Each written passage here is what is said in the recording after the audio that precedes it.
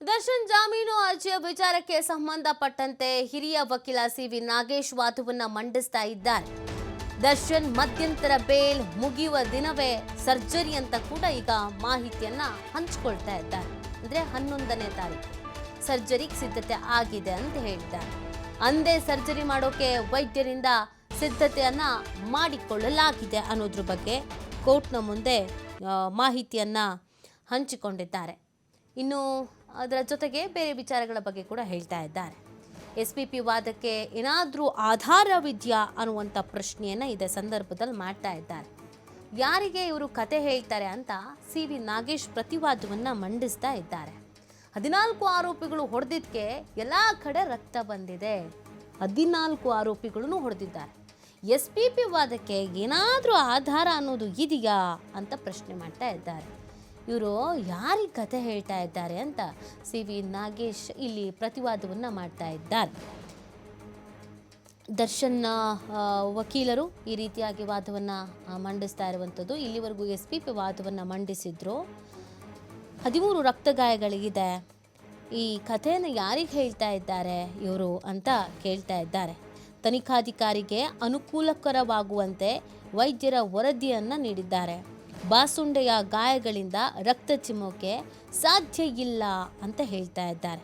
ದರ್ಶನ್ ಪರ ಹಿರಿಯ ವಕೀಲ ಸಿವಿ ನಾಗೇಶ್ ಈ ಒಂದು ವಾದವನ್ನು ಮಂಡಿಸ್ತಾ ಇರುವಂಥದ್ದು.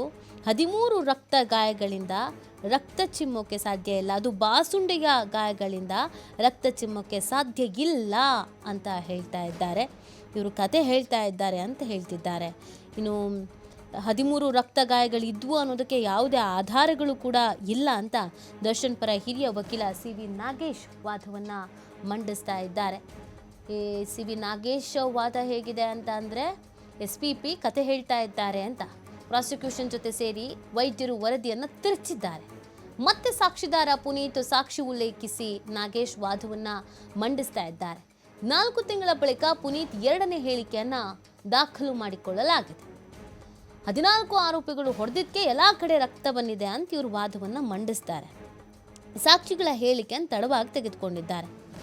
ಕಾವಲುಗಾರನ ಹೇಳಿಕೆ ದಾಖಲಿಸಲು ವಿಳಂಬಕ್ಕೆ ವಿವರಣೆ ಯಾಕೆ ಅನ್ನೋದ್ರ ಬಗ್ಗೆ ಇಲ್ಲ. ಮತ್ತು ಇವರು ಪ್ರಾಸಿಕ್ಯೂಷನ್ ಜೊತೆಗೆ ಸೇರಿ ಸಾಕ್ಷಿಯನ್ನು ತಿರುಚಿದ್ದಾರೆ. ಅಂದರೆ ಪೊಲೀಸರೇ ಸಾಕ್ಷಿಗಳನ್ನು ತಿರುಚೋ ಕೆಲಸ ಮಾಡಿದ್ದಾರೆ ಅಂತ ವಾದವನ್ನು ಮಂಡಿಸ್ತಾ ಇರೋದು. ಕಾವಲುಗಾರನ ಹೇಳಿಕೆ ದಾಖಲಿಸೋಕೆ ವಿಳಂಬ ಯಾಕಾಯಿತು ಅನ್ನೋದ್ರ ಬಗ್ಗೆ ಕಾರಣ ಇಲ್ಲ. ಕಿರಣ್ ಹೇಳಿಕೆ ದಾಖಲಿಸಲು ವಿಳಂಬಕ್ಕೆ ವಿವರಣೆ ನೀಡಿಲ್ಲ. ಜೂನ್ 8, 2024ರಂದು ಕೃತ್ಯ ನಡೆದಿದೆ. ಆದರೆ ಜೂನ್ 9ರಂದು ಸಾಕ್ಷಿ ಬೆಂಗಳೂರಿನಲ್ಲಿಯೇ ಇದ್ದ. ಮಲೆಮಹದೇಶ್ವರ ಬೆಟ್ಟದಿಂದ ಭಾನುವಾರ ಮನೆಗೆ ಬಂದಿರ್ತಾನೆ. ಆದರೂ ಸಾಕ್ಷಿ ಹೇಳಿಕೆ ಪಡ್ಕೊಂಡು ತಡವಾಗಿದೆ. ಜೂನ್ 10ರಂದು ಗೌಡನ್ಗೆ ಹೋಗಿದ್ದ ಅನ್ನೋದನ್ನು ಹೇಳ್ತಾನೆ. ಜೂನ್ 10ನೇ ತಾರೀಕಿನಂದು ವಿನಯ್ ಕರೆಸ್ಕೊಂಡ್ರು ಅನ್ನೋದನ್ನು ಕೂಡ ಹೇಳಲಾಗಿದೆ. ಮೊಬೈಲ್ನಲ್ಲಿದ್ದ ಫೋಟೋ ಡಿಲೀಟ್ ಮಾಡಿಸಿದ ಅಂತ ಹೇಳಿಕೆಯನ್ನು ಇಲ್ಲಿ ನೀಡಲಾಗಿದೆ. ಬೆಂಗಳೂರಿನಲ್ಲಿಗೆ ಇದ್ದರೂ ಈತನ ಹೇಳಿಕೆಯನ್ನು ಪೊಲೀಸರು ದಾಖಲಿಸ್ಕೊಂಡಿಲ್ಲ. ಯಾಕೆ? ಜೂನ್ 11ರಂದೇ ಸಾಕ್ಷಿಗಳು ಸ್ಥಳದಲ್ಲಿ ಇದ್ರೂ ಕೂಡ ಸಾಕ್ಷಿಯನ್ನು ದಾಖಲಿಸ್ಕೊಳ್ಳೋಕೆ ವಿಳಂಬ ಮಾಡಿದ್ದಾರೆ. ಬೆಂಗಳೂರಿನಲ್ಲಿಗೆ ಇದ್ರೂ ಕೂಡ ಸಾಕ್ಷಿಗಳ ಹೇಳಿಕೆಯನ್ನು ಪಡ್ಕೊಳ್ಳೋದ್ರಲ್ಲಿ ತಡವಾಗಿದೆ. ಬೇಕು ಅಂತ ತಿರುಚುವ ಕೆಲಸವನ್ನು ಮಾಡಲಾಗಿದೆ. ಅಂದರೆ ಪೊಲೀಸರೇ ಇಲ್ಲಿ ಕೆಲವೊಂದಷ್ಟು ಸಾಕ್ಷಿಗಳನ್ನು ತಿರುಚಿದ್ದಾರೆ ಅನ್ನುವಂಥ ವಾದವನ್ನು ಮಾಡ್ತಾ ಇರೋದು. ಅದ್ರ ಜೊತೆಗೆ ಪ್ರಾಸಿಕ್ಯೂಷನ್ ಜೊತೆಗೆ ವೈದ್ಯರು ಸೇರಿ ಈ ವರದಿಯನ್ನು ತಿರುಚಿದ್ದಾರೆ. ಹೆಂಗೆ ಬೇಕೋ ಹಾಗೆ ವರದಿ ಸಿದ್ಧಪಡಿಸ್ಕೊಂಡಿದ್ದಾರೆ ಅನ್ನುವಂಥ ವಾದವನ್ನು ಮಾಡ್ತಾ ಇರೋದು. ಮತ್ತು ಸಾಕ್ಷಿಗಳು ಬೆಂಗಳೂರಿನಲ್ಲೇ ಇದ್ರೂ ಕೂಡ ಕೆಲವರು ಹೇಳಿಕೆಯನ್ನು ಪಡ್ಕೊಳ್ಳೋದು ತಡ ಮಾಡಿದ್ದಾರೆ. 161 ಹೇಳಿಕೆಯನ್ನು ದಾಖಲಿಸ್ಕೊಂಡಿದ್ದಾರೆ. 161ಗೂ 164 ಸ್ಟೇಟ್ಮೆಂಟ್ಗೂ ವ್ಯತ್ಯಾಸಗಳಿದೆ ಅನ್ನೋದನ್ನು ಕಳೆದ ಬಾರಿ ವಾದ ಮಂಡಿಸಿದ್ರು. ಜೂನ್ 10ರಂದು ಬೆಂಗಳೂರಿನಲ್ಲಿ ಒಬ್ಬ ಸಾಕ್ಷಿ ಡ್ಯೂಟಿಯಲ್ಲಿದ್ದ. ನಂತರ ಆತ ಕನಕಪುರಕ್ಕೆ ಹೋಗಿದ್ದಾನೆ, ಹಾಸನಕ್ಕೆ ಹೋಗಿದ್ದಾನೆ, ಬೇರೆ ಬೇರೆ ಭಾಗಗಳಿಗೆ ಹೋಗಿದ್ದಾನೆ. 8ರಂದೇ ಘಟನೆ ನಡೆದಿರೋದು. ಆದರೆ ಇವರು ಹೇಳಿಕೆ ಪಡ್ಕೊಳ್ಳೋದಕ್ಕೆ ತಡ ಮಾಡಿದ್ದಾರೆ. ಯಾಕೆ ಅನ್ನುವಂಥ ಪ್ರಶ್ನೆಯನ್ನು ಮಾಡ್ತಾ ಇದ್ದಾರೆ. ಈ ವಾದವನ್ನು ಹಿಂದೆ ಮಾಡಿದ್ರು. ಅದಕ್ಕೆ ಪ್ರಸನ್ನಕುಮಾರ್ ಅವರು ರಿಪ್ಲೈಯನ್ನು ಕೂಡ ಈಗ ಕೊಟ್ಟಿದ್ರು ಪ್ರತಿವಾದದ ಮುಖಾಂತರವಾಗಿ. ನಮಗೆ ಯಾರನ್ನು ಸಾಕ್ಷಿ ಮಾಡಬೇಕು, ಯಾರನ್ನು ಆರೋಪಿಗಳು ಮಾಡಬೇಕು ಅಂತ ಸ್ವಲ್ಪ ಕನ್ಫ್ಯೂಷನ್ಸ್ ಇದ್ದಿದ್ದರಿಂದ ತಡವಾಗಿದ್ದು ಹೌದು ಅಂತ ಹೇಳಿದರು. ಈಗ ಮತ್ತೊಮ್ಮೆ ಅದೇ ವಿಚಾರವನ್ನು ಪ್ರಸ್ತಾಪಿಸ್ತಾ ಇದ್ದಾರೆ. ಜೊತೆಗೆ ಈ ರೇಣುಕಾಸ್ವಾಮಿ ಮರ್ಡರ್ ವಿಚಾರಕ್ಕೆ ಸಂಬಂಧಪಟ್ಟಂತೆ ಅಷ್ಟು ಗಾಯಗಳಾಗಿತ್ತು, ಇಷ್ಟು ಗಾಯಗಳಾಗಿತ್ತು, ಬ್ರೂಟಲ್ ಆಗಿತ್ತು ಅಂತೆಲ್ಲ ಏನು ಹೇಳ್ತಾ ಇದ್ದಾರೋ ಅದರಲ್ಲಿ ವೈದ್ಯರು ಕೂಡ ತಿರುಚುವ ಕೆಲಸ ಮಾಡಿದ್ದಾರೆ. ಪ್ರಾಸಿಕ್ಯೂಷನ್ ಜೊತೆಗೆ ಸೇರ್ಕೊಂಡು ಇವ್ರಿಗೆ ಹೆಂಗೆ ಬೇಕೋ ಹಾಗೆ ಈ ರಿಪೋರ್ಟ್ ರೆಡಿ ಮಾಡಿದ್ದಾರೆ ಅಂತ ಹೇಳ್ತಾ ಇದ್ದಾರೆ. ಒಂದೊಂದು ಸಾಕ್ಷಿಯ ಹೇಳಿಕೆಯನ್ನು ಪಡ್ಕೊಳ್ಳೋದಕ್ಕೆ ಇಷ್ಟೆಲ್ಲ ಸಮಯ ಯಾಕೆ ಬೇಕಾಯಿತು ಅನ್ನುವಂಥ ಪ್ರಶ್ನೆಯನ್ನು ಕೂಡ ಇದೇ ಸಂದರ್ಭದಲ್ಲಿ ಮಾಡ್ತಾ ಇದ್ದಾರೆ. ದರ್ಶನ್ ಪರ ವಕೀಲ ಸಿ.ವಿ. ನಾಗೇಶ್ ವಾದವನ್ನು ಈ ರೀತಿಯಾಗಿ ಮಂಡಿಸ್ತಾ ಇರೋದು. ಕೆಲವೊಂದಷ್ಟು ಸಾಕ್ಷಿಗಳ ಸ್ಟೇಟ್ಮೆಂಟ್ ಪಡ್ಕೊಳ್ಳೋದ್ರಲ್ಲಿ ವಿಳಂಬ ಆಗಿದೆ, ಬೇಕು ಅಂತ ವಿಳಂಬ ಮಾಡಿದ್ದಾರೆ, ಬೇಕು ಅಂತ ತಿರುಚೋ ಕೆಲಸ ಮಾಡಿದ್ದಾರೆ, ಬೇಕು ಅಂತ ಸಾಕ್ಷಿಯನ್ನು ಕ್ರಿಯೇಟ್ ಮಾಡಿದ್ದಾರೆ. ಈ ವಿಚಾರಗಳನ್ನು ಪ್ರಸ್ತಾಪಿಸ್ತಾ ಇದ್ದಾರೆ. ಇನ್ನು ಹೊಡೆದ ನಂತರ ಊಟ ತಂದಿದ್ದಾರೆ. ದರ್ಶನ್ ಪರ ಹಿರಿಯ ವಕೀಲ ಸಿ.ವಿ. ನಾಗೇಶ್ ಈ ಒಂದು ವಾದವನ್ನು ಮಂಡಿಸ್ತಾ ಇರುವಂಥದ್ದು. ಊಟ ತಿಂದ ಅಂತ ಹೇಳಿಕೆ ಇಲ್ಲ, ಊಟ ತಿಂದಿದ್ದಾನೋ ಇಲ್ವೋ ಅನ್ನೋದ್ರ ಬಗ್ಗೆ ಹೇಳಿಕೆ ಇಲ್ಲ. ನೋಡಿ, ಈ ಘಟನೆ ಸಂಜೆ 6ರಿಂದ 7 ಗಂಟೆ ಒಳಗೆ ನಡೆದಿದೆ.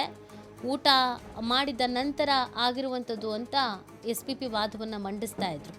ಊಟ ತಂದಿರೋದ್ರ ಬಗ್ಗೆ ಹೇಳಿಕೆ ಇದೆ, ತಿಂದಿದ್ದಾರೆ ಅನ್ನೋದ್ರ ಬಗ್ಗೆ ಹೇಳಿಕೆ ಇಲ್ಲ ಅನ್ನುವಂಥದ್ದನ್ನು ಕೂಡ ಇಲ್ಲಿ ಸಿ.ವಿ. ನಾಗೇಶ್ ಹೇಳ್ತಾ ಇದ್ದಾರೆ. ಇನ್ನು ದರ್ಶನ್ ಪರ ವಕೀಲ ಸಿ.ವಿ. ನಾಗೇಶ್ ಹಲವು ವಿಚಾರಗಳನ್ನು ಪ್ರಸ್ತಾಪಿಸ್ತಾ ಇದ್ದಾರೆ.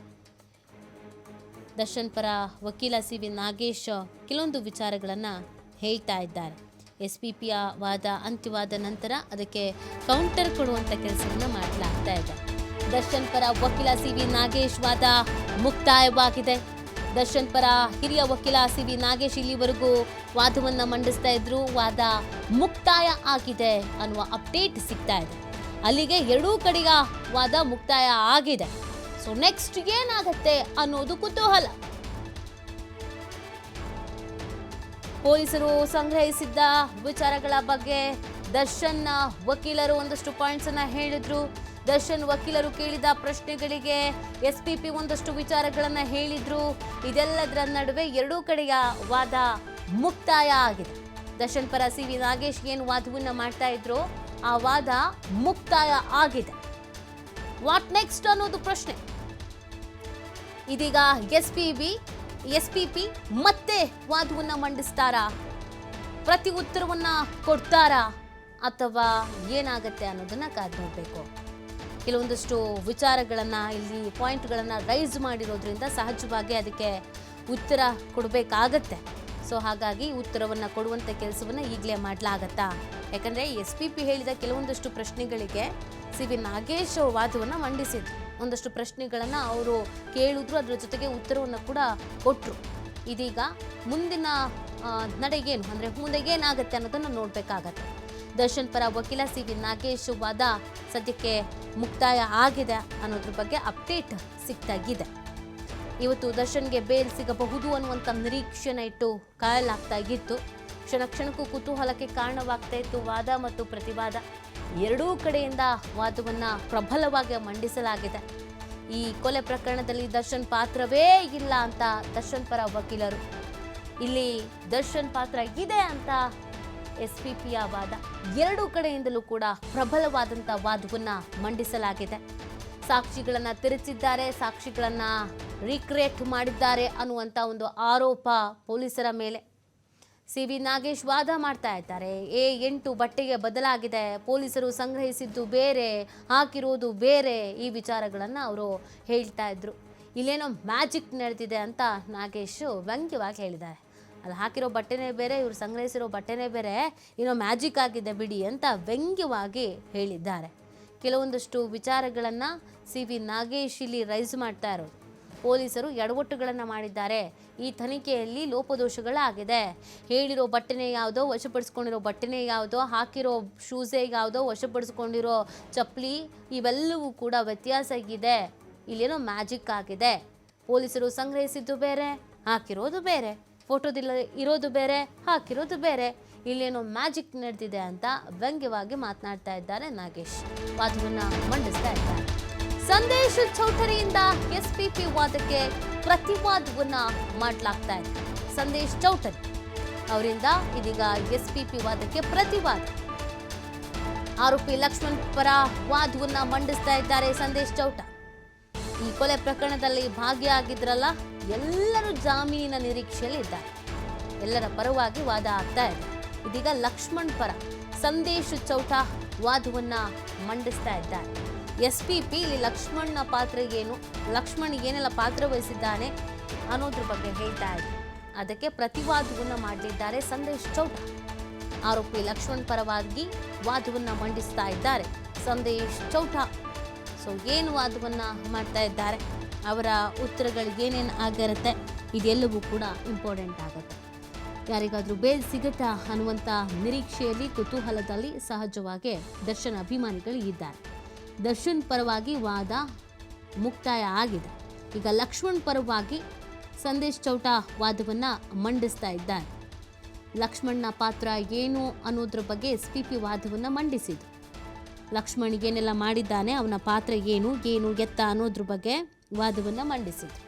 ಲಕ್ಷ್ಮಣ್ ಪಾತ್ರ ಇಲ್ಲ, ಅವನಿಗೆ ಬೇಲು ಕೊಡಬಹುದು ಅನ್ನುವಂಥ ವಾದ ಈಗ ಅವರ ಪರವಾದ ವಕೀಲರ ವಾದ.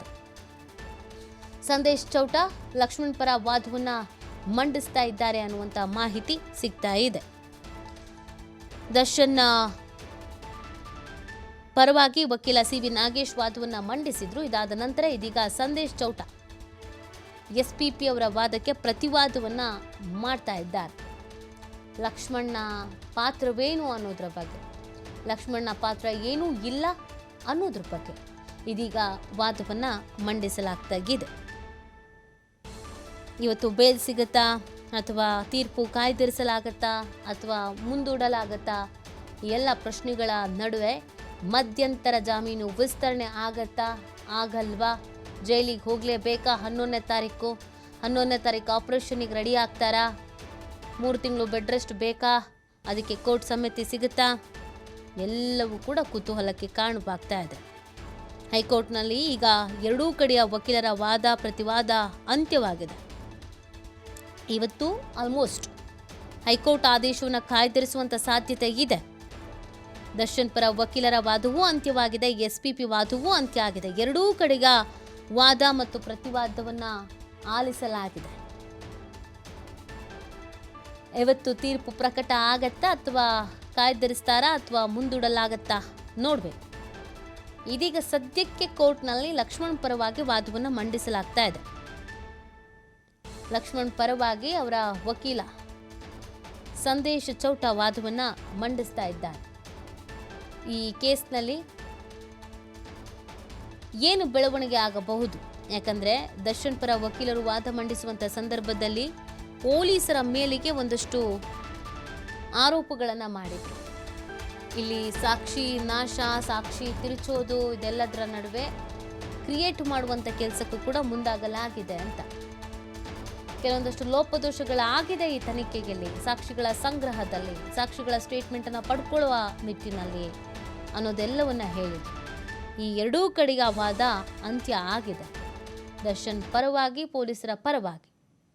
ಇನ್ನು CV ನಾಗೇಶ್ ಇವತ್ತು ವಾದ ಮಂಡಿಸಿದ್ರಲ್ಲಿ ಪ್ರಮುಖವಾಗಿ ಈ ಕ್ಷಣದ ಹೈಲೈಟ್ ಏನು ಅಂತಂದರೆ, ದರ್ಶನ್ ಸರ್ಜರಿ ಮಾಡಿಸ್ಕೊಳ್ಳೋಕೆ ರೆಡಿ ಆಗಿದ್ದಾರೆ ಅಂತ ಹೇಳಿದರು. 11ನೇ ತಾರೀಕೆ ಸರ್ಜರಿಗೆ ಅಂತ ಸಿದ್ಧತೆ ಆಗಿದೆ ಅಂತ ವಾದವನ್ನು ಮಂಡಿಸಿದ್ದು.